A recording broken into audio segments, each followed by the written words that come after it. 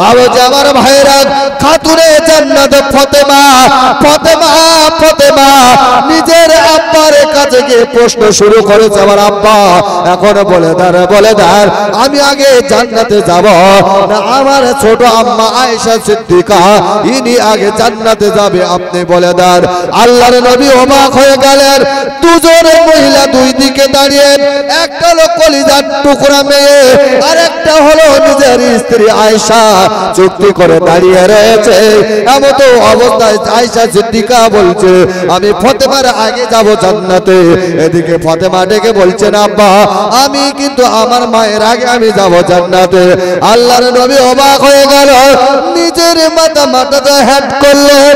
আমার আল্লাহ জিবরাইল আলাইহিস সালাতু ওয়াস সালামের দিয়ে পাঠিয়ে বললেন জিবরাইল আমার নবীর কাছে গিয়ে বলে দাও দুজনের বিচার আমার নবী করবে। তবে ওই জায়গায় আম্মা জানা আয়েশার গায়ে যে কাপড়ের যে কাপড়টা পড়ে রয়েছে, আয়েশা সিদ্দিকার গায়ে যে কাপড়টা রয়েছে, এমনি ভাবে ফাতেমার গায়ে যে কাপড়টা রয়েছে, এই দুজনের কাপড় যে ছেঁড়া থাকার কারণে তাবলে দিয়েছে, সেলাই করেছে। দুজনের কাপড়গুলো এক এক করে সেলাই করতে বল, এক একটা করে গুনতে বলো। যার তাবলিটা বেশি হবে, যার ছেঁড়াটা বেশি হবে, আমার আল্লাহ জানিয়ে দিয়েছে ওই ব্যক্তিটা আগে জান্নাতে যাবে। আম্মা জান আয়েশা সিদ্দিকা নিজের পরনের শাড়িটা এক এক করে গুনতে গুনতে ছেঁড়াগুলো গুনতে গুনতে দেখা যায় আম্মা জান আয়েশা সিদ্দিকা রাদিয়াল্লাহু তাআলা আনহার হয়ে গেল 72টা তাবলি, 72টা ছেঁড়া তাবলি পেয়ে গেছে। এমন অবস্থায় দেখা যায় আম্মা জান আয়েশা সিদ্দিকার 72টা তাবলি গোনা দেখে নিয়ে আল্লাহ নবীকে ডেকে বললেন ইয়া রাসূলুল্লাহ তোমার ছোট মেয়ে ফাতেমার থেকে আমার তাবলিটা বেশি, এই দেখো আমার 72টা হলো। আল্লাহ নবী ডেকে বললেন, আল্লাহর নবী ডেকে বললেন ফাতেমা তোমার গায়ের পরনের কাপড়টা কোটা তাবলি রয়েছে বলো। ওই সময়তে তাবলি ঘুরে ঘুরে দেখে ফাতেমার গায়ে একটা তাবলি বেশি রয়েছে। জোরে বলে কোটা বেশি? একটা 72টা 73টা। আল্লাহ নবী বললেন আয়েশা রাগ করার কোনো কারণ নাই, 73টা তাবলি রয়েছে ফাতেমার, এই ফাতেমা তোমার আগে আমার আল্লাহ সোনার জান্নাতে যাবে। জোরে বলে 73টা তাবলি ছেঁড়া শাড়ি পরেন, নামাজ পড়েছে, ইবাদত করেছে। আর আমার বাড়ির কত সুন্দর বউ আলমারি ঠাসা রয়েছে, নামাজে পড়ে না, আর বেপারি আসলে একটাও কিন্তু বাদ যায় না। ঠিক বলছি না ভুল বলছি? একটা বাদ যায় না। বাবুজি আবার ভাইরা, আম্মা জান আয়েশা সিদ্দিকা বাড়িতে ঘরের ভিতরে চলে গিয়েছে। আম্মা জান ফাতেমাকে ডেকে বললেন, আল্লাহর নবী ডেকে বললেন ফাতেমা তুমি হলে জান্নাতি, তুমি হলে জান্নাতি জান্নাতি। ফাতেমা দাঁড়িয়ে বললেন আম্মা আব্বা তাহলে আমি যদি জান্নাতে আমার মায়ের আগে যাব, তবে আমি আপনার কাছে একটা প্রশ্ন করতে চাই, দুনিয়ার কোন কি মহিলা আছে আমার আগে জান্নাতে যাবে? দুনিয়ার কোন মহিলা আছে আমার আগে যাবে? আল্লাহ নবী বলছে হ্যাঁ একজন যাবে। বলছে সে কি? আমি 73টা তাবলি পড়ে আমি আগে যাব না? কি আছে দুনিয়ার মেয়ে আমার আগে জান্নাতে যাবে, তার পরিচয় দেখতে যাব।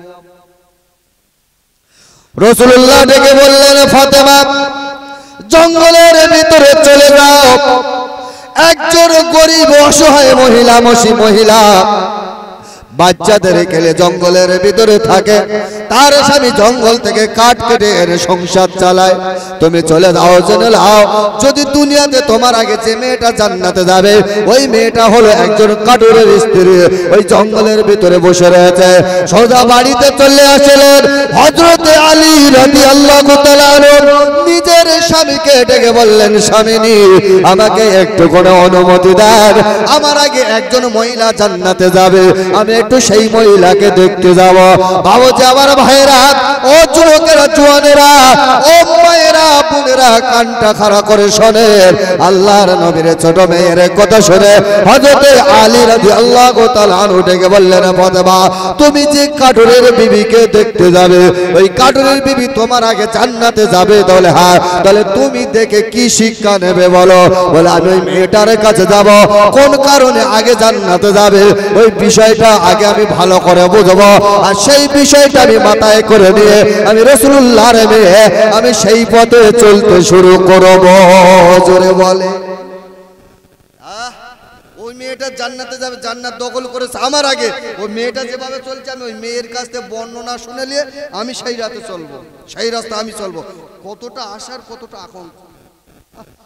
আর আমার বাড়ির বউ পাশে চা শাশুর বলছে, ও বাবা তুমি কোরআন শরীফ পড়তে পারো না, এসো কোরআন শরীফ পড়বে। বলে আমার সময় নেই, বলে না আমার সময় নেই। মোবাইল, আর এই যে কাল হয়েছে যে মোবাইল, দুনিয়া শেষ মোবাইল। বাবুজি আবার ভাইরা সকাল বেলা উঠে ফাতেমা হযরত আলীকে ডাকলেন, আলী ও আমার স্বামিনী, স্বামিনী অনুমতি দেন, এবার আমি একটু কোণে ওই মহিলাটার সাথে দেখা করতে যাব। ফাতেমা বাড়ির সংসারের কাজটা, যাবতীয় কাজটা সুন্দর করে গুছিয়ে আস্তে আস্তে আস্তে আস্তে করে এবার বাড়ি থেকে বার হয়েছে। বাবুজি আবার ভাইরা জঙ্গলের ভিতরে যাওয়ার পরে ছোট একটা কুড়ে ঘর জঙ্গলের ভিতরে, ওই জঙ্গলের ভিতরে কুড়ে ঘরের কাছে গিয়ে দেখে ঘরের জানালা দরজা সবগুলো বন্ধ রয়েছে। তাই ঘরের জানালার পাশে দাঁড়িয়েছে, আর হযরতে ফাতেমা জানালার দিকে তাকিয়ে বললেন, আসসালামু আলাইকুম ইয়া আহলাল বাইত, ও ঘর লোকে আছে আমার সালামটা তুমি গ্রহণ করো। ঘরের ভিতরে থেকে একটা মহিলা সালামের উত্তর দিয়েছে। সালামের উত্তর দেওয়ার পরে ওই জানালার পাশে ঘরের ভিতর থেকে আওয়াজ দিচ্ছে, মানান্তা ওয়া ইসমুকা, কে তুমি, তোমার পরিচয়টা একটা বার বলো। ফাতেমা দাঁড়িয়ে বললেন, আনা ফাতেমা, আমার নাম হলো ফাতেমা, আমার বাপের নাম হলো বিশ্বনবী মুহাম্মদ রাসূলুল্লাহ, আমি হলাম নবীর মেয়ে ফাতেমা। যেই না বলেছেন জানালাটা খুলে দিয়েছেন। ও বোন ফাতেমা, আমি শোনো কি হয়েছে, আমার ঘরের জানালার কাছে দাঁড়িয়েছে। ওই সবাইতে বলেছিলেন, ফাতেমা বুবুদার আমি একটুকুনি তোমার সাথে কথা বলতে চাই, তুমি তোমার ঘরের দরজাটা খুলে দাও, আমি একটুখানি তোমার ঘরে গিয়ে কথা বলতে চাই। যেই না বলেছেন কাটুরির বিবি দাঁড়িয়ে বললেন, বুবু না না না না না না, আমার স্বামী গিয়েছে জঙ্গলে কাঠ কাটতে, আমার স্বামী আমাকে বলে গিয়েছিল তোমার বাড়িতে আমার বিনা অনুমতিতে কেউ যেন না ঢোকে, আমার বিনা অনুমতিতে তোমার বাড়িতে কেউ যেন না আসে, কারো পারমিশন তুমি দেবে না। ও বলে ফাতেমা, আমার স্বামী জঙ্গলে গিয়েছে, তুমি বিশ্বনবীর ছোট মেয়ে হতে পারো ফাতেমা, তবে তুমি মাথায় রেখে দাও আমি তোমাকে কোনোদিন অনুমতি দেব না। আমার স্বামীর পায়ের তলায় আমার হলো জান্নাত, তাই তো আমি স্বামীর মাথা কথাটা মাথায় নিয়েছি। তুমি চলে যাও, বাড়িতে চলে যাও, আগামীকাল সকালবেলা তুমি আমার বাড়িতে আসবে। আমার স্বামী যখন জঙ্গল থেকে কাটে কেটে আসবে, আমি আমার স্বামীর সাথে যাবতীয় কথাটা শুনে নেব, তোমার পরিচয়টা আমার স্বামীকে দেব। আমার স্বামী যদি অনুমতি দেয় আগামীকাল তোমাকে ঘরের ভেতরে ঢোকার পারমিশন দিয়ে দেব। নবীর মেয়ে গেছে, কে গেছে গো? নবীর মেয়ে, একটা মহিলার বাড়ি। আচ্ছা আমাদের বাড়ি এইরকম আছে, ও যদি ভিক করা যদি মহিলা যদি না হয়, যদি কোনো বেটা ছেলে সবজি লেগে বলে, ও বাবু ও ভাবি আমার খুব পানি খুঁজে পেয়েছে, তা ভাবি তখন বলছে, ও ভাই তুমি এখানে বসো, ফ্রিজের পানি খাবে না? হ্যাঁ আম জুস খাবে। বলে না বলে না, কিসের পানি খাবে? বাড়ি কেউ নেই, বাড়ি বসে তো ফ্রিজের ঠান্ডা পানি খাওয়া। বাবুজি আবার ভাইয়েরা এবারে সকালবেলা হয়ে গেল, ফাতেমা স্বামীকে ডেকে বললেন, স্বামী গতকালকে গিয়েছিলাম আমার সাথে, তার বাড়ির ঢোকার পারমিশন দেয়নি, আজকে তুমি আমাকে একটু কোনি অনুমতি দাও, আজকে যাব অনুমতি দাও। বলছে ঠিক আছে যাও। এদিকে কাটুরের বিবি স্বামীর কাছ থেকে অনুমতি নিয়ে রেখেছে, হ্যাঁ তোমাকে আমি বাড়ির ভিতরে, আমার ফাতেমা যদি আসে তুমি বাড়ির ভিতরে ঢুকতে দিও, পারমিশন দিলাম। বাড়িতে বারো হয়ে গেল। রাসূলুল্লাহর বড় নাতি হযরতে হাসান, যে হাসান রাদিয়াল্লাহু তাআলা আনহু জান্নাতে যুবকদের ইমাম হবে, যে হাসান রাদিয়াল্লাহু তাআলা আনহুকে বিষ খাবিয়ে চায় না, বিষ খাবিয়ে শহীদ করে দিয়েছে, সেই হাসান ছুটেছে, মা তুমি কোথায় যাবে? আমি সন্তান তোমার বাড়ি থাকবো হবে না, অর্থাৎ মায়ের সাথে বডিগার্ড হিসাবে, আমি পাহারাদার হিসাবে আমি যাব। তাই নিজের সন্তানকে ফাতেমা হাতটা ধরে টেনে টেনে টেনে টেনে জঙ্গলের কাছে গিয়ে সালাম দিয়েছে।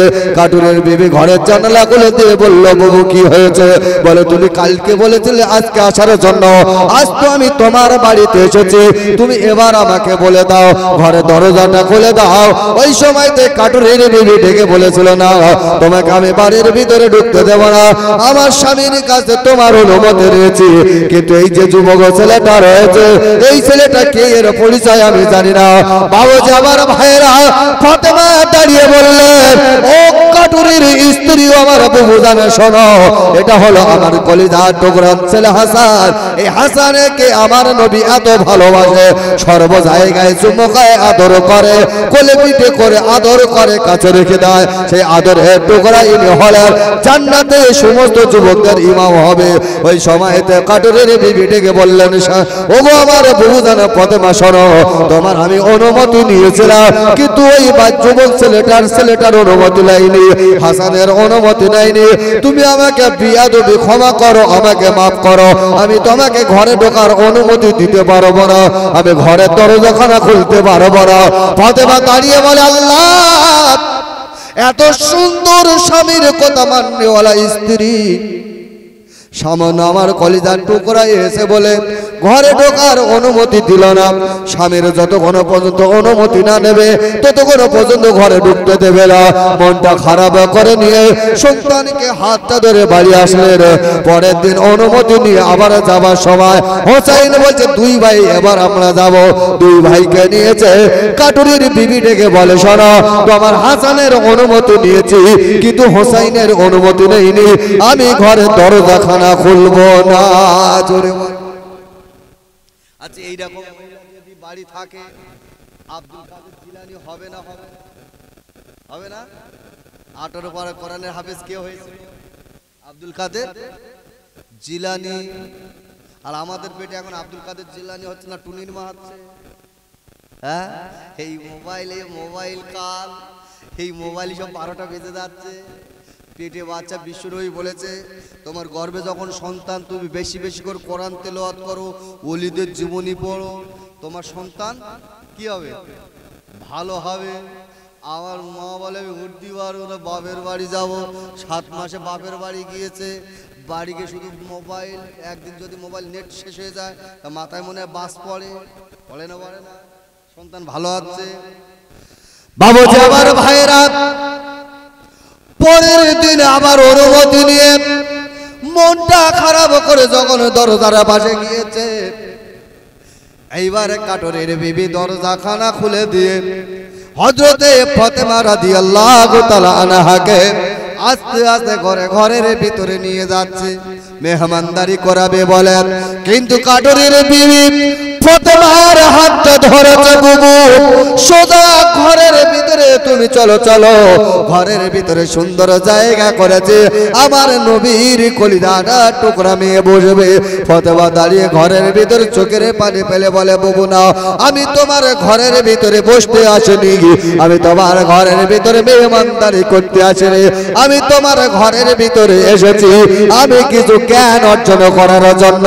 আমি তোমার ঘরটাকে আমি বড় মনে করব। ও কাটুরের স্ত্রী, ও কাটুরের বিবি বুবুদান, এখন তুমি বলো, তুমি তো ঘরের বাইরে যাও না? বলে, না না, আমি কোনোদিন ঘরের বাইরে যাই না। যাই না এ কথা বলার পরে দেখা যায় আস্তে আস্তে ফাতেমার হাত ধরে ঘরে ভ্রমণ করছে। ঘরের ভিতরে যেতে যেতে দেখে ঘরের ভিতরে এক জায়গায় গরু বাঁধার মতো একটা খোঁটা পোতা রয়েছে, ছাগল বাঁধার মতো একটা খোঁটা পোতা রয়েছে, ওই খোঁটায় দড়ি দেওয়া রয়েছে, পাশে একটা টুল রাখা রয়েছে, বসার জায়গা রয়েছে, একটা ছড়ি রাখা রয়েছে, এই বিস্তারিত জিনিস রয়েছে। কিছু শুকনো শুকনো ঢেলা রয়েছে।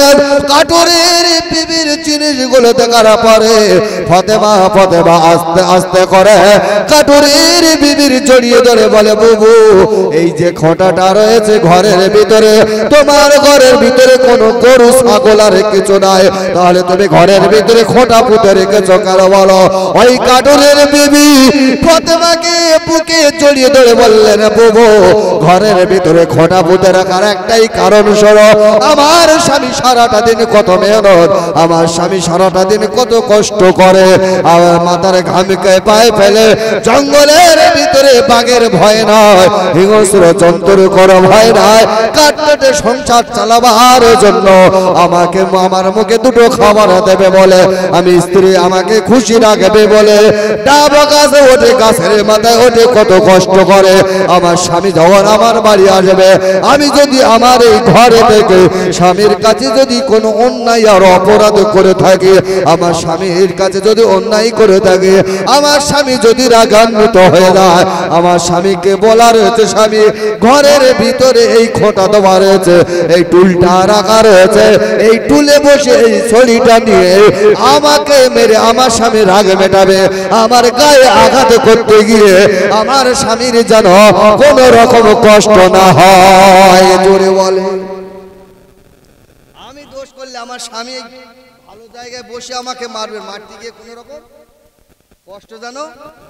আচ্ছা ভাই, আমাদের বাড়ি এরকম আছে, স্বামী মাঠ থেকে কাজ করে বাড়ি এসে বলে, পান্তা দাও, দিচ্ছি দোয়ান দিচ্ছি, চুপ করে বসো। তা স্বামী রেগে গিয়ে বলে, একে সরে থম না, পুরো করে দে দেবো। বউ তখন এরা হাতা ঘুটোচ্ছে আর বলছে, আয় তোর মাথার কাঠ খাবো, আয় তোর বুকে উঠে আজান দেবো, বলে না বলে। এখন মেয়েরা মোবাইল দিকে দেখে এরাও কেরাটে শিখে গেছে। স্বামীর দিকে কি বলছে, তুই গায়ে হাত দিয়ে দেখ, ঘটকুর পার হতে দেবো না। ঘটকুর বাপের বাড়ি, সাথে ভাই দোকানে, ঘটকুর উঠতে দেবো না, টুটি টুকে দেবো, গায়ে হাত। কাঠুরের বিবি কি বলছে, স্বামীর কাছে অন্যায় করলে এই ভালো জায়গায় বসে মারবে, মার দিকে যেন আমার কোনো স্বামীর যেন কোনো কষ্ট না হয়। জোরে বলে সুবহানাল্লাহ। বলছে, বউ মেনে নিলাম, ঢিল কেন? বলে, মারলে লাগে না, লাগে না, লাগে।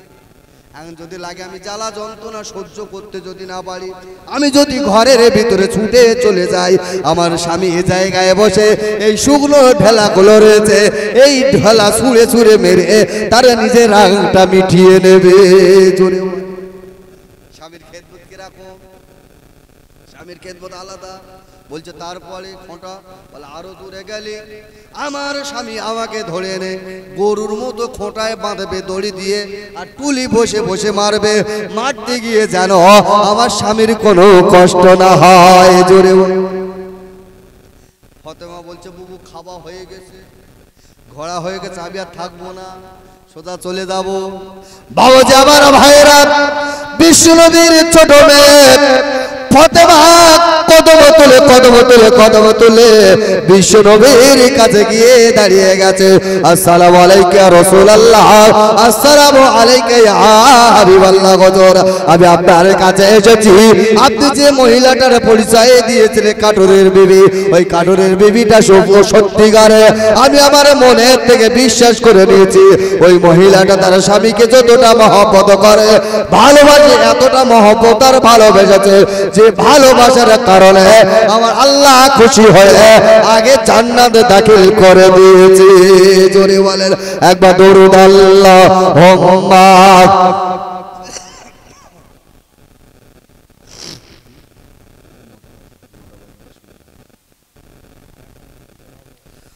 আলা আলে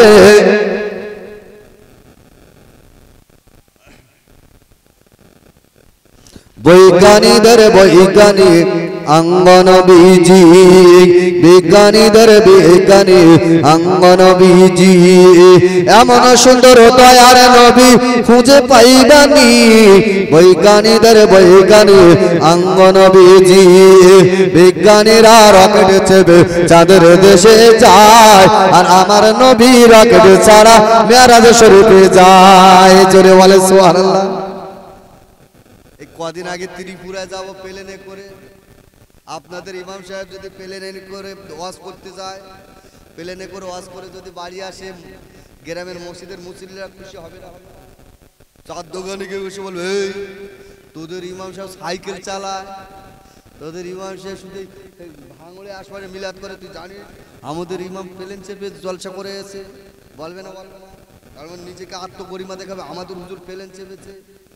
আল্লাহ রসুল সাল্লাল্লাহু আলাইহি ওয়াসাল্লাম বিনা প্লেন বিনা হেলিকপ্টারে 7 তাবক আসমান ভেদ করে আল্লাহ রসুল আল্লাহর সাথে 27 বছর গিয়ে কথা বলেছে। সেই নবীর উম্মত আমাদের খুশি হবার দরকার আছে না নাই? একবার জোরে বলে সুবহানাল্লাহ। তাই কবি কি সুন্দর করে বলছে, দেখেন, বৈজ্ঞানিকরা রকেট চেপে চাঁদের দেশে যায়, আর আমার নবী রকেট ছাড়া মেরাজ শরীফে যায়। ওই যুগেতে রকেট বিমান এগুলো ছিল নি, বৈজ্ঞানিকদের বৈজ্ঞানিক অঙ্গ নবীজি। এমন সুন্দর দয়ার নবী খুঁজে পাইবানি, বৈজ্ঞানিকদের বৈজ্ঞানিক অঙ্গ নবীজি। আবু বকর সিদ্দিকীর সাপে কামড়াইছে, আর অঙ্গ নবীর থুতু দিয়া ভালো হয়ে গেছে। জোরে বলে। আল্লাহ রাসূল হিজরত করে চলে যাচ্ছিলেন মদিনায়, মনে আছে? শুনেছি এই গুহার ভিতরে সাপে কামড়েছিল, কার পায়? সিদ্দিক আকবর। আবু বকর সিদ্দিকীর এত কান্না কাঁদছে, আল্লাহ রসুলের ঘুম ভেঙে গেছে, বলছে, আবু বকর তুমি আমার সাথে হিজরত করতে গিয়ে এত কাঁদছো কেন? ছেলে মেয়ে বিবি বাচ্চার কথা মনে পড়ে? বলছো তোর কারো কথা মনে পড়ে, তাহলে কাঁদছো কেন? বলো তোর পায়ে সাপে কেমনে জ্বালা যন্ত্রণা সহ্য করতে পারছে না, আমার চোখ কপালে উঠে যাওয়ার তাল। বলছে কোন জায়গায় কামড়ে? বলে হুজুর এই পায়। তাহলে দেখি, পা দিয়েছে, আল্লাহ রসুল সাদা আঙুলটা গালের ভিতর ঢুকিয়েছে, গাল থেকে লালা বার করেছে, করে যে জায়গায় সাপে কামড়েছিল সেই জায়গায় এইভাবে দোবার সাথে সাথে আমার আল্লাহ সাপের বিষকে পানি করে দিয়েছে। একটু জোরে বলে। তাই কবি কি সুন্দর করে বলছে, দেখেন, আবু বকর সিদ্দিকীর সাপে কামড়াইছে, আর অঙ্গ নবীর থুতু দিয়া ভালো হয়ে গেছে। ওই যুগেতে উজাপতি এগুলো ছিল নি, বৈজ্ঞানিকদের বৈজ্ঞানিক অঙ্গ নবীজি। এমন সুন্দর দয়ার নবী খুঁজে পাইবানি, বৈজ্ঞানিকদের বৈজ্ঞানিক অঙ্গ নবীজি। ওই যুগেতে মানুষদের অসুখ হয়তো, আর আমার নবীর কাছে গেলে ভালো হয়েছে তো। জোরে বলে। আচ্ছা, পৃথিবীতে কোন মাওলানা সাহেব আজ পর্যন্ত ওয়াজ করেছে? আল্লাহ রসুলের জামানায় MBBS ডাক্তার কেউ বলেছে? কোন ডাক্তার ছিল, কবিরাজ ছিল? তাহলে সেই যুগে কি, সেই সময় কি কোনো মানুষের অসুখ হতো না? কার কাছে যেত? শুধু বিশ্ব নবীর চেহারার সামনে যাওয়ার সাথে সাথে, এই চেহারা দেখার সাথে সাথে আমার আল্লাহ সেই মানুষের রোগকে সেবা করে দিতে। জোরে বলে সুবহানাল্লাহ। বাবুজি, আমার ভাইয়েরা, ও যুবকেরা, জওয়ানেরা, বিশ্বনবী মুহাম্মদ রাসূলুল্লাহ সাহাবাদেরকে একত্রিত করে নিয়ে খয়বরের যুদ্ধে হাজির হয়ে গেল। আল্লাহ রাসূল সাহাবাদেরকে নিয়ে এইরকম তাবু গেড়ে দিয়েছে এক জায়গায় থাকবে বলে।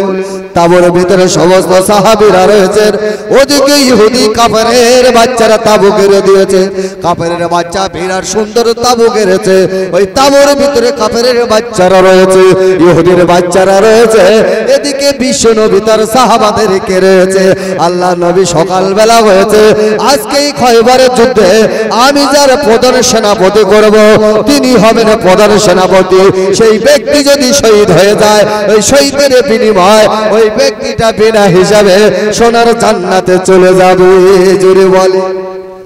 আমাদেরকে ইচ্ছা হয় না, আমাদের ইচ্ছা হয় না যদি হিন্দু মুসলমান ঝামেলা বেঁধে যায়, কেউ কোরআনকে অপমান করেছে, তাইলে যদি ঝামেলা হয়, এখন মসজিদের ইমাম সাহেব যদি বলে চল ঘটপুকুরে যেতে হবে, এ তখন বলবে আল্লাহকে সবে বিয়ে করিস, আমার বিরাট পাতলা পায়খানা হচ্ছে, তোরা যা।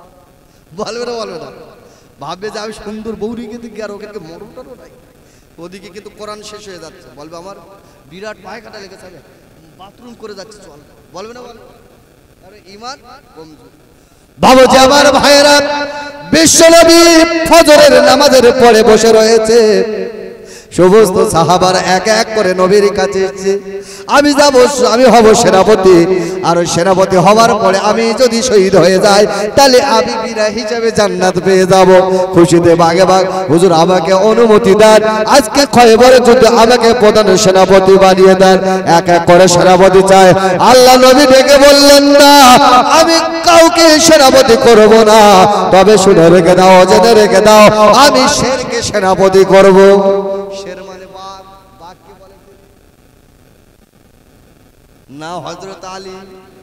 হযরত আলী রাদিয়াল্লাহু তাআলা হলেন বাঘ, শেরে খোদা, শেরে খোদা। বাঘ কেন বলা হয় জানেন? আল্লাহর ঘর যে কাবা, এই কাবা ঘরের ভিতরে অনেক দেবদেবীটার ফটো ছিল, কিন্তু এই কাবা ঘরের ভিতরে কারো জন্ম হবার সাহস হয়নি, কিন্তু শেরে বাঘ হযরত আলী ওই কাবা ঘরের ভিতরে জন্মগ্রহণ করেছিল। জোরে বলেন সুবহানাল্লাহ। মায়ের পেটে হযরত আলী, মায়ের প্রসব জ্বালা যন্ত্রণা, কিন্তু আবু তালেব নবীর ভালোবাসে বলে গ্রামের লোক আবু তালেবকে এক ঘরে করে রেখেছে নবীর ভালোবাসার কারণ, অর্থাৎ কেউ দেখে না। মা ডেকে বললেন, স্বামী আমার পেটে যে বাচ্চাটা রয়েছে, আজকে আমি প্রসব জ্বালা যন্ত্রণা, কেউ তো আমার সহযোগিতা করার জন্য আসে না, তাহলে কেউ যদি সহযোগিতা না করে, আমার তো মনে হয় আমি খানায় কাবায় গেলে আমার আল্লাহ আমাকে সহযোগিতা করবে। জোরে বলে, খানায় কাবায় গেলে সহযোগিতা কি করবে? আল্লাহ বলছে তাই, পানি পড়ছে। এইবার আস্তে আস্তে করে স্বামীর হাতটা ধরে খানায় কাবার পাশে গিয়ে দাঁড়িয়েছে। দেখে খানায় কাবার গেটটা লাগানো, তালা দোবারেছে, বড় তালা। ছুটে আবু তালেব ছুটে গিয়ে বলছে, বা আবু জেহেল কাবা ঘরের চাবিটা দাও, একটু কাবা ঘরের ভিতরে যাব। বলছে হবে না, কাবা ঘরে ঢুকতে দেব না। বাবুজি আমার ভাইরা, গর্ভধারিণী মা, পেটে রয়েছে হযরতে আলী। আস্তে আস্তে করে খানায় কাবার কাছে গিয়ে বলে, আল্লাহ তোমার কি কাবায় ঢোকার আমার জায়গা হবে না? কাবায় কি একটু জায়গা হবে না? কিতাবের ভিতরে লেখা, মুখের কথা মুখে রয়েছে, ওই কানায় খানায় কাবার গেটের যে তালা, ওই তালাটা অটোমেটিক ভেঙে দরজাটা আলগা হয়ে গিয়েছে। জোরে পিঠে কেড়েছে হযরতে আলী, খানায় কাবার ঢুকেছে, সন্তান হয়েছে। কে? হযরত আলী। হযরত আলী চায় না, দরজা লেগে গেছে, চায় না, খায় না, দুধ খায় না, কাঁদেও না। একদিন, দুদিন, 3 দিন গর্ভধারিণী মা, পেটে ধরা মা, সন্তান মরা সন্তান বুকে করে নিয়েছে হযরতে আলী। আমার কচি বাচ্চা, যে বাচ্চার 10 মাস 10 দিন গর্ভে রেখেছিলাম, সেই বাচ্চা আজকে দুনিয়ায় থেকে চলে গেল। আমি মা কেমন করে সহ্য করব? 3 দিন তো অতিবাহিত হয়ে গেল, আমি তো বাচ্চাকে কোনো জায়গায় রাখতে পারি না। খানায় কাবার দরজা বন্ধ হয়ে রয়েছে, খানায় খাবার দরজা খোলে না। ওই বাচ্চা লাশটাকে নিয়ে কাবা ঘরের ভিতরে রয়েছে। 3 দিন হয়ে গেল, খানায় কাবারের ভিতরে থেকে আওয়াজ দিয়ে বলেছে, আবু জেহেল দরজাটা খুলে দাও, আমরা একটুখানি বাইরে চলে যাব। আবু জেহেল দাঁড়িয়ে বলে, চলে না, আমি তোমাকে অনুমতি দেব না, তালা খুলব না, তোমার কাবা ঘরের ভিতরে থাকতে হবে। 3 দিন হয়ে গেল, স্বামীর খাওয়া হয় না। 3 দিন হয়ে গেল, স্ত্রীর খাওয়া হয় না। একটা কোলের বাচ্চা, মারা বাচ্চা, ওই মরা বাচ্চাকে নিয়ে কোলের ভিতরে রয়েছে। বাবুজি আমার ভাইরা, এই খবরটা বিশ্বনবী মুহাম্মদুর রাসূলুল্লাহর কানে খবরে গিয়েছে। হযরতে আলী রাদিয়াল্লাহু তাআলা আনহুর একটা ছেলে হয়েছে, ওই ছেলেটা খানায় কাবায় হয়েছে। খানায় কাবায় মরা বাচ্চা, ওই বাচ্চাকে নিয়ে বড় হতে পারে না। এখন বলেন যে আবু তালেব আমার নবীকে এত ভালোবাসতো, আর এই খবরটা যদি নবীর কানে যায়, নবী কি বাড়ি বসে থাকবে? 3 দিন খাওয়া হয়নি, আল্লাহ নবী এসছে। একবার দরুদ আল্লাহুম্মা। ভেঙেছিল কোথায়? উহুদের ময়দানে। আর অস্করণী কোটা দাঁত ভেঙে দিয়েছে 32টা। কারণ নবীর মুখে দাঁত ভেঙে যাবে, আর আমি অস্করণী, আমার মুখে দাঁত থাকবে, কোনোদিন থাকতে পারে না। জোরে বলেন সুবহানাল্লাহ। তাই রাসূলুল্লাহ ইন্তেকালের আগে, রাসূলুল্লাহ দুনিয়া ছেড়ে যাওয়ার আগে গায়ে জুব্বা খুলে সিদ্দিক আকবর হযরত ওমরের হাতে দিয়ে বলেছিল, এই জুব্বার হকদার হলো ওয়াইশ কুরুনি, জোরে বলে সুবহানাল্লাহ। আর ওয়াইশ কুরুনির যদি জুব্বা দেয়, ওয়াইশ কুরুনির যদি জামা জুব্বা গায়েতে থাকে, কবর ওর কাছে আসবে না, জোরে বলে সুবহানাল্লাহ। কবর কোনো রকম কিছু করতে পারবে না। আম্মাজান খাদিজা ডেকে বলছে, ইয়া রাসূলুল্লাহ হাবিবাল্লাহ, আমি আপনার প্রেমে বহু কিছু করেছি, একটা দাবি। তাহলে কি বলে? ইন্তেকালের পরে আমার ভালো মদিনার কোনো কাপড় দিতে হবে না, আপনার গায়ে ছেঁড়া জুব্বা ওইটা দিয়ে আমাকে কাফনের কাফন করিয়ে দেবেন। বললেন কেন? আমি তোমার জন্য আমি অনেক ভালো কাপড়ের ব্যবস্থা করব, তুমি আমার জন্য টাকা পয়সা অর্থ সব ব্যয় করেছো, আমার কি ইচ্ছা হয় না আমি তোমার একটা ভালো কাপড় দেবো? বলছে হুজুর না, কারণ আপনার গায়ের জুব্বা যদি আমার গায়ে থাকে আর আমি ওই জুব্বা গায়ে যদি কবরে যাই, কবরে আযাব আমাকে কিছুই করতে পারবে না, জোরে বলে সুবহানাল্লাহ। তাই নবীর প্রেমে দাঁত ভেঙে দিয়েছে। জুব্বা কে পাঠিয়েছে?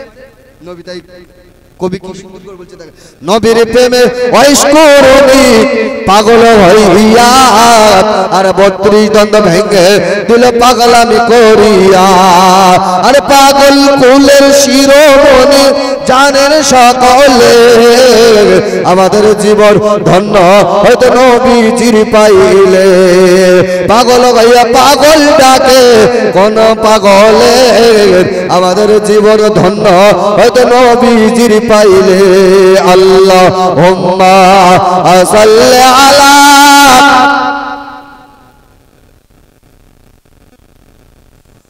ওয়ালা আলি সাইয়্যিদিনা। তাহলে এইবার হযরত আলী কোথায় জন্ম নিয়েছে? কাবা ঘরে। জ্যান্ত না মরা? মরা। কদিন হয়েছে? 3 দিন। নবীর লাশ বার করতে দেয় না, ঘরের দরজা খোলে না। এখন এই 3 দিন মায়ের কোলে যদি এই লাশ থাকে, মা কান্নাকাটি করবে না করবে না? আপনাদের এই এলাকায় যদি কেউ মারা যায়, দাফনের করে সন্তান বাপ মা কান্নাকাটি খুব কম করে, করে না করে না? আস্তে আস্তে ভুলে যায়, কিন্তু লাশ যতক্ষণ বাড়ি থাকে ততক্ষণ কাঁদে না কাঁদে না? হযরত আলী মায়ের কোলে লাশে পরিণত হলো। মাত্র 3 দিন বয়স হয়ে গেল। এই 3 দিন লাশ মা জড়িয়ে ধরে রয়েছে। খানায় কাবার ঘরের দরজা বন্ধ, খানায় কাবা থেকে বার হতে পারে না। ঠিক কিতাবের ভিতরে লেখা, ওই সময় আবু তালেব খানায় কাবার দরজার কাছে দাঁড়িয়ে আবু জেহেলদের দিকে তাকে বলেছিল, ও আবু জেহেলেরা, খানায় কাবা দরজাটা খুলে দাও, আমি আমাদের মরা লাশটাকে বার করব।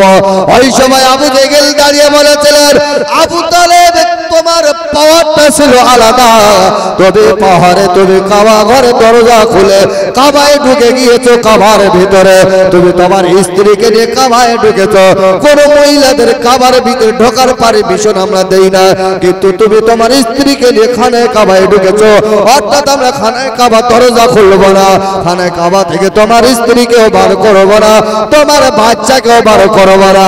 ভাবো যে আমার ভাইরা, এই খবরটা বিশ্ব নবীর কানে গিয়েছে। আল্লাহর নবী হাবিবুল্লাহর কানে যাবার সাথে সাথে বিশ্ব নবী অবাক হয়ে গেল। আমার চাচাতো ভাই হয়েছে, আমার চাচাতো ভাই হয়, আমার চাচাতো ভাই হয়েছে, আমার চাচা জান আবু তালেবের সন্তান হয়েছে।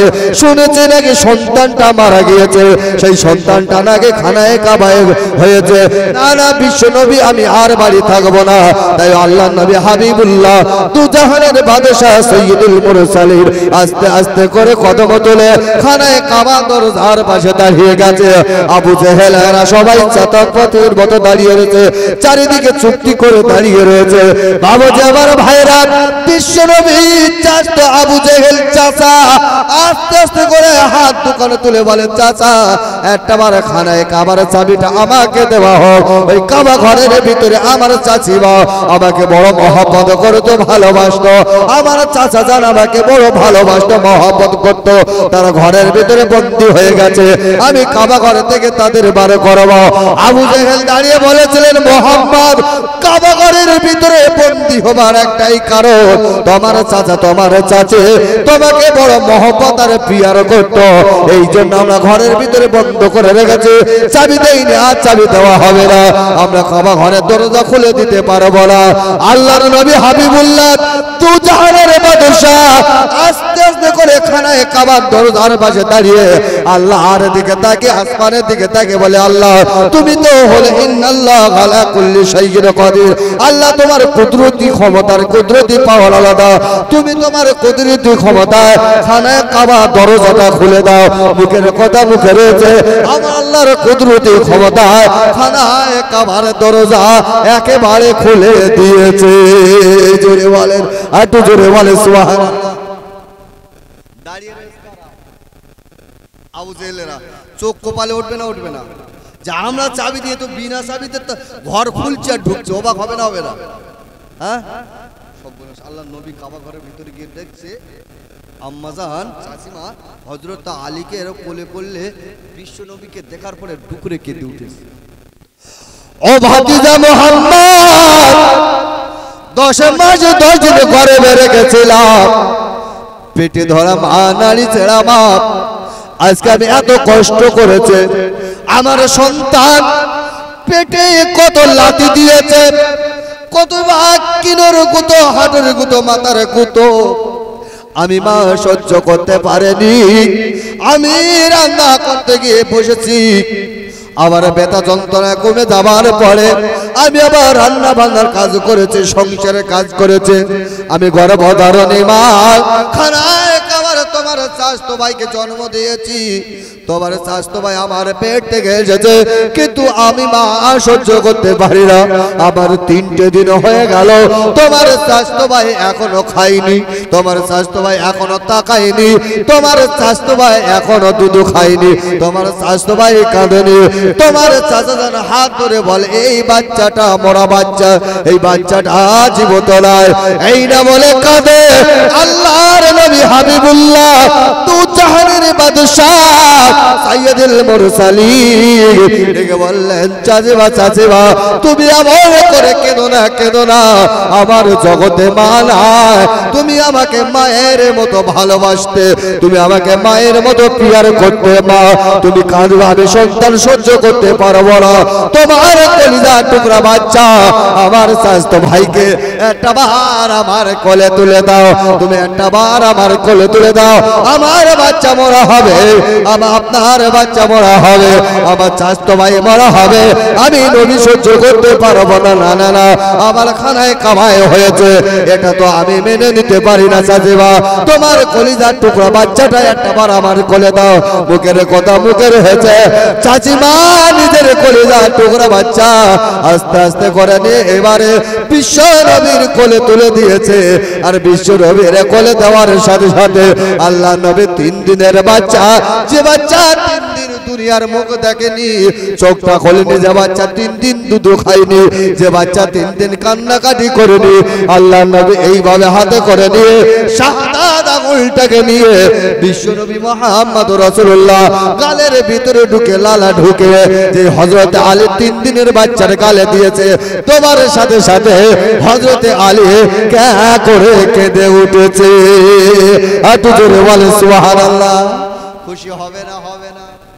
কদিন পরে কেঁদে উঠেছে চোখ বন্ধ বাবাজি আমার ভাইরা বিশ্বনবী মুহাম্মদ রাসূলুল্লাহ চাচিমা নবীর কাছে গিয়ে বলে কচি ভাতিজা ভাতিজা ভাতিজা 3 দিন বাচ্চা আমি লাশ বলে করে রেখেছিলাম সেই বাচ্চা যখন তোমার কোলে কেঁদে উঠেছে এবার আমার বাচ্চাটা আমার কোলে দাও দুধ দেব যেই কোলে দিয়েছে মায়ের স্থানটা বাচ্চার গালে দেয় বাচ্চা দুধ টেনে খায় কিন্তু বাচ্চা কিন্তু তাকায় না বাবুজি আমার ভাইরা মা ডেকে বলেছিলেন কচি বাচ্চা তো আমার দিকে তাকায় না বাচ্চা কি অন্ধ হবে না কানা হবে আমি তো ব্যাপারটা বুঝতে পারি না আল্লাহ নবী ডেকে বলেছিলেন চাচিমা তোমার কলিজার টুকরা বাচ্চাটা একটা বার আমার সামনে আমার চেহারা দিকে ধরো দেখো তোমার বাচ্চা মুচকে মুচকে হাসবে যেই না বলেছে দুধটা খাবিয়ে আর হাতে করে দিয়ে আল্লাহর নবীর দিকে যেই না তুলেছে আমার নবীর দিকে হযরত আলী চেয়েছে মুচকে মুচকে হাসা শুরু করেছে আটো জোরে বলে সুবহানাল্লাহ নারে তাকবীর নারে তাকবীর হযরত আলী জীবিত না মরা জীবিত এইবার বলছে বার হব, চলো। কাবা ঘরের দরজা খোলা না বন্ধ? খোলা। বার হয়ে গেছে। বাবুজি আমার ভাইরা, আবু জেহেলের চোখ কপালে উঠেছে। আবু জেহেল মক্কার বড় বড় লিডারকে ডেকেছে। ও মক্কার লিডার, এবার তোমরা চলে এসো। মক্কার বড় বড় লিডার এক জায়গায় হয়েছে, আর একত্রিত হওয়ার পরে তাকবীর, নারে তাকবীর, নারে তাকবীর, নারে তাকবীর, একত্রিত হয়েছে। এ বাচ্চার বার করতে দেবো না। বাচ্চা বার করতে দেবো না কেন? বলে আমাদের মক্কার নীতি হলো এই যে কাবা ঘরটা রয়েছে, এই কাবা ঘরের উপরে বিরাট বড় একটা সাপ রয়েছে। কি রয়েছে? সাপ। মক্কায় কোনো যখন বাচ্চা হয়, ওই বাচ্চাটাকে কাবা ঘরের চাতালের সামনে রাখবে, দেখে সবাই চলে আসতে হবে। আর ওই কাবা ঘর থেকে সাপটাকে নেমে আসবে, কাবা ঘর থেকে সাপ নেমে আসবে, বাচ্চাটা ঘুরবে। সাপ বাচ্চা যদি ভালো হয়, ওই সাপ ঘুরে ঘুরে চলে যাবে, বাচ্চা বেঁচে যাবে। আর বাচ্চা যদি কোনো রকম বদ খারাপ যদি বোঝে, তাহলে সাপ ঘুরে ঘুরে সবল দেবে, মিনা খোলাখোলা হবে। অর্থাৎ হযরতে আলীকে কাবা ঘরের সামনে রাখতে হবে। এখন বলো কোনো কাবা ঘরে সাপ রয়েছে। বাবুজি আমার ভাইরা, সবাই বলছে রাখো, যদি না রাখতে পারো তোর বাড়ির দ্বারা কাউকে ছাড়বো না। মুহাম্মাদের মাথা কাটা হবে, হযরতে আবু তালেবের মাথা কাটা হবে, ওই বাচ্চা হযরতে আলীর মাথা কাটা হবে। অবাক হয়ে গেল সবাই, কাফেররা ঘিরে নিয়েছে। 3 দিনের বাচ্চা হযরতে আলী রাদিয়াল্লাহু তাআলা বিশ্বনবীর কোলে তুলে নেওয়ার পরে আল্লাহ নবী ডেকে বলেছিলেন, চাচিমা তুমি এই জায়গায় চুক্তি করে দাঁড়িয়ে যাও যে কাবা ঘরের ভিতরে 3 দিনের বাচ্চা আমার ওসিলায় আল্লাহ জীবিত করেছে। এই বাচ্চার ওসিলায় এখান থেকে সাপের 12টা বাজিয়ে দেবে, চিন্তা তুমি করো না। এই না বলে খানায় কাবার সামনে হযরতে আলী রাদিয়াল্লাহু তাআলা আনহুকে শুইয়ে দিয়েছে। অনেক লম্বা চওড়া ঘটনা। এইবার সাপটাকে যখন এইবার হযরতে আলীকে শুইয়ে দিয়েছে, আল্লাহ নবী হাবিবুল্লাহ শুইয়ে দিয়ে যখন দূরে চলে গিয়েছে, চারিদিকে কাফেরের দল বললা দাঁড়িয়ে রয়েছে। কারো হাতে বল্লভ রয়েছে, কারো হাতে তীর রয়েছে, তরবারি রয়েছে। এইবার হযরত আলী শুয়ে রয়েছে। এমন তো অবস্থা দেখা যায় কাবা ঘরের ছাদের উপরে থেকে বিরাট বড় বিষাদর সাপ ওই ফেনা তুলে গুটি গুটি নেমে আসছে। এখন সাপ যদি নেমে আসে, কোন মা কি দেখে সহ্য করবে? বলছে হেঁটে যাবে না, যাবে না। মা বলছে আল্লাহ বাঁচা। এসে হযরতে আলীর গার দিকে ঘুরছে। হযরত আলীর বয়স কত? 3 দিন। ঘুরপাক খাচ্ছে, ঘুরে ঘুরে যাই ডান সাইডে এসে। কোন সাইডে? ডান সাইডে। হযরত আলী কবাট করে ডান হাতে সাপের মাথা চেপে ধরে, জোরে বলেন সুবহানাল্লাহ, কবাট করে ধরেছে, বাম হাতে লেজের দিকে ধরে এইরকম ধরে ফটাট করে টান মেরেছে। একে টানেতে আমার আল্লাহর কুদরতি ক্ষমতায় ওই কাবা ঘরের ছাদের সাপ দুখণ্ডিত হয়েছে। জোরে বলে। কোথায় ভাঙড়ের বড় বড় নেতা মস্তান আছে, 50,000 টাকা তো বেশি দিবে, একটা হেলে সাপ ধরে ছিঁড়ে দেবে, পারবে? শুধু তো মস্তান, তুমি শুধু এরা বলে ফটাস আমি বড় মস্তান, এসো। 3 দিনের বাচ্চা আলী ধরে ছিঁড়ে দিয়েছে। আবু জেহেলেরা অবাক হয়ে গিয়েছে, বাচ্চা হযরতে আলীকে নিয়েছে, ইনি হলেন শের। জোরে বলেন সুবহানাল্লাহ। এই পর্যন্ত সমাপ্ত আর নয় ভাই, এসে মহব্বতের মানুষ। আল্লাহ পাক রব্বুল আলামিন আমাদের সকলকে শোনার থেকে বেশি বেশি করে আমল করার তৌফিক দান করেন। সকলে বলেন আল্লাহ।